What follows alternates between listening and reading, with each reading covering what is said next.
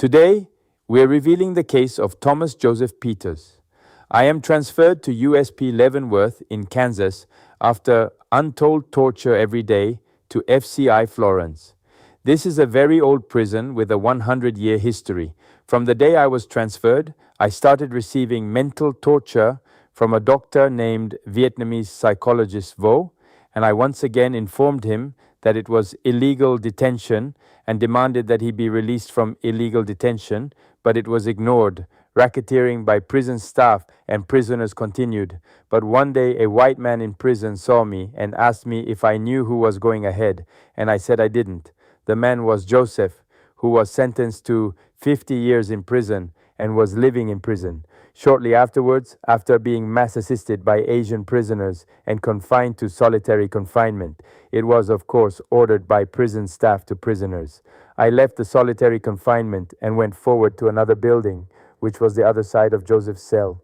Joseph then worked at law library and was kind to me, giving me food from time to time, which led to us getting to know each other little by little.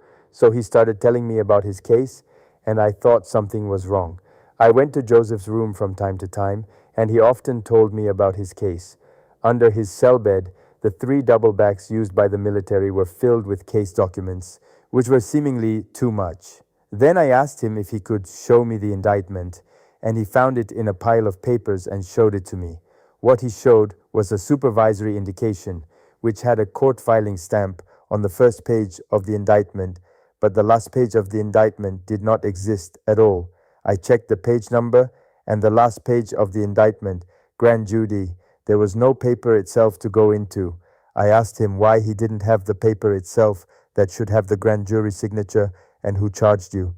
Then another prisoner opened Joseph's door and came in, glared at me, unable to speak anymore, and forced me out of the cell. And the next day on TV, Joseph's case was being documented. Television officials, newspaper reporters, lawyers, and legal professionals were talking and evaluating Joseph's crimes. But his indictment that I saw was clearly forged, and I've witnessed this indictment countless times. Joseph says that even the lawyer in his case is his friend. Joseph is also an American and white man who attended school in the US. However, he is unaware that his case was illegally imprisoned for a forged indictment.